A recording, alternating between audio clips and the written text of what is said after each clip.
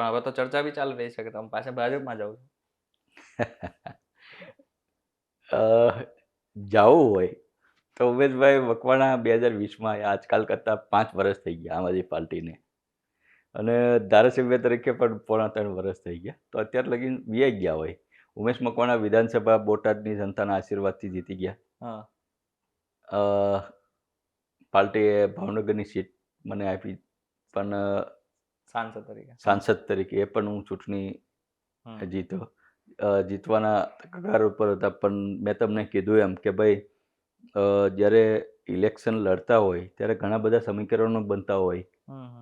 બરાબર, એ વખતે સમીકરણો એવા હતા કે જે પબ્લિકે મને પ્રેમ ન આપ્યો, પણ મત ઘણા બધા આપી. પણ પાર્ટીએ એલાયન્સે મારી ઉપર ભરોસો રાખ્યો, ટિકિટ આપી મારા માટે આટલી નાની ઉંમરમાં. તો જવાનું હોત તો એ પહેલાં બી ગયો હોત. તો તમને કોઈ આમ ફોન કરીને નેતાઓ પૂછતા નથી કે તમે નેતા, ભાજપના નેતાઓ, કે આવો છો તમે? ખરેખર આવો છો? તમને ફોન આવે છે તમને?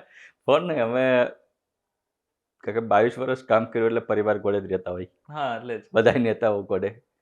એટલે સ્વાભાવિક કહેતા હોય કે ઉમેશભાઈ ઘરે આવી જાઓ. ત્યારે પણ કહેતા હોય છે. આજે ઘણા તમે જોયું છે સોશિયલ મીડિયાવાળા મારા વિડીયો ચલાવતા હોય કે ભાઈ ઉમેશભાઈ એક જ એવા વિપક્ષના ધારાસભ્ય છે કે ભાજપ હોળી રમવા વ્યા જાય છે, બીજા કોઈ રમતું નથી. હા, એટલે તમારા આવા તીખા પ્રશ્ન પણ પૂછી લેતા હોય છે મીડિયા, સોશિયલ મીડિયામાં ચલાવતા હોય છે.